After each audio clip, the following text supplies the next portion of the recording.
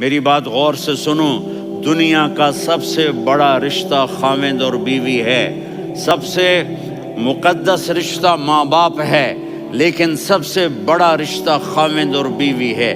جب یہ ٹوٹ جاتا ہے تو پوری نسل برباد ہو جاتی ہے۔ اس لیے آپ نے زندگی گزار کے دکھائی، آپ گھر میں جھاڑو دے رہے ہیں، آپ آٹا گوندھ رہے ہیں، آپ حضرت عائشہ کو لقمے بنا کے کھلا رہے ہیں، اور حضرت عائشہ کی دلداری کے لیے فرما رہے ہیں، عائشہ سننا حدیث طبرانی کی، عائشہ انہو لیہون علی الموت ان اریتکی زوجتی فی الجنہ، عائشہ مجھے جب سے پتا چلا ہے نا کہ تو جنت میں میری بیوی ہے تو مجھے تو مرنے کا شوق لگ گیا ہے۔ اللہ کی قسم ہمیں سکھانے کے لیے تھا، جس نے اللہ کو دیکھ لیا ہو اسے عورت کی کیا خواہش رہ جاتی ہے۔ یہ ہمیں سکھانے کے لیے تھا کہ سب سے زیادہ عزت بیوی اپنے خاوند کو دے، خاوند اپنی بیوی کو دے۔ ہن لباس لکم وانتم لباس لہن، تمہاری بیوی تمہارا لباس ہے، اور اللہ بیوی سے کہتا تیرا خاوند تیرا لباس ہے۔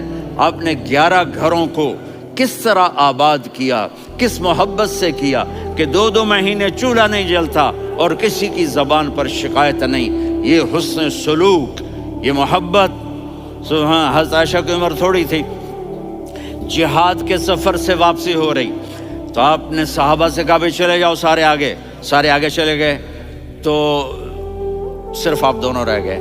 تو آپ نے کہا عائشہ دوڑ لگائیں، سبحان اللہ۔ حضرت اما عائشہ نے نہیں کہا، میرے نے عائشہ دوڑ لگائیں، گجے لگائیں، تو کہنے لگے ہم نے دوڑ لگائی، تو کہنے لگے میں آگے نکل گئی آپ پیچھے رہ گئے۔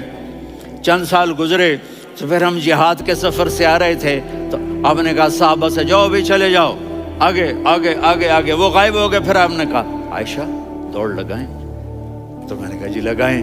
کون دنوں ذرا میں موٹی ہو گئی تھی، تو جب دوڑ لگی تو میرے نبی آگے نکل گئے، میں پیچھے رہ گئی۔ تو ہم نے کہا ہاذہ بتلک، عائشہ تو میں اب برابر ہو گئے، ایک دوڑ تم نے جیتی ایک دوڑ میں نے جیتی۔